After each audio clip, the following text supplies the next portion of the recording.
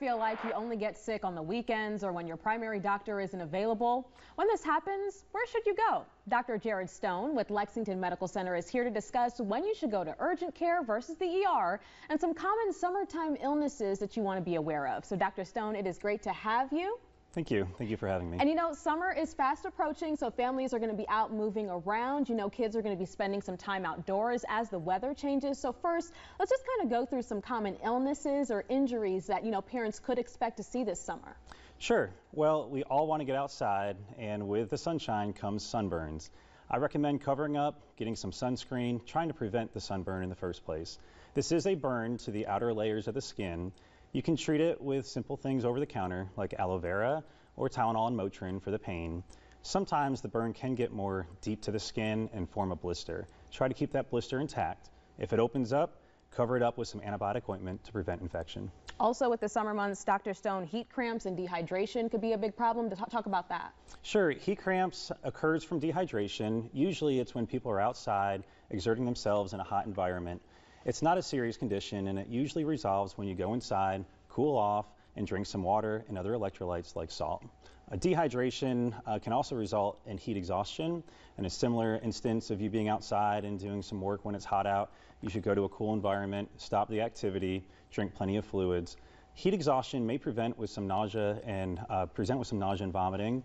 And if you're not able to hold fluids down, I recommend getting checked out at one of our advanced urgent cares. And that could also become more serious heat stroke. Can you discuss what that is specifically? Absolutely. Heat stroke is very rare, but it is an extremely serious condition. It is when the body temperature rises to a serious level from high environmental heat exposure. People are typically very confused or maybe even comatose. They need to be seen immediately in the emergency department because it can result in severe organ injury or failure. And lastly here, Dr. Stone, you know, kids being outside, playing, having a good time, broken bones can also be common. Very common. Broken bones can be hard to distinguish from maybe a sprain. You have bruising, swelling, and pains in that area. If you're concerned, you should immobilize that area by keeping it still and preventing further movement. I recommend getting checked out to see if you need an x-ray.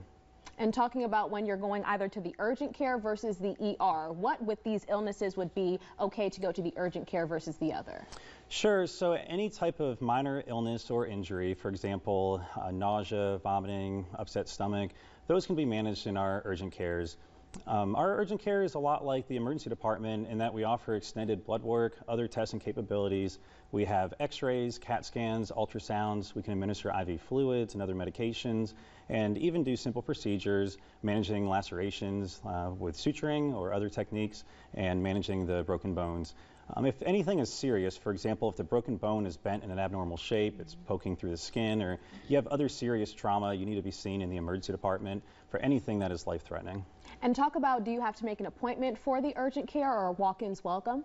Sure, walk-ins are welcome, just like you could walk into the emergency department. No appointment is needed at the urgent care. The wait is usually short, but you can go online to the www.lexmed.com/care-now. You can check the wait, see the nearest location, and even reserve a spot in line. What are some things that parents should do as far as keeping certain safety measures or safety kits at home? Prevention is key, as we talked about with sunscreen, but pools are a big concern this time of year. So for little ones, make sure that you're keeping an eye on all the people around the pool, as we want to prevent any kind of harm in that environment.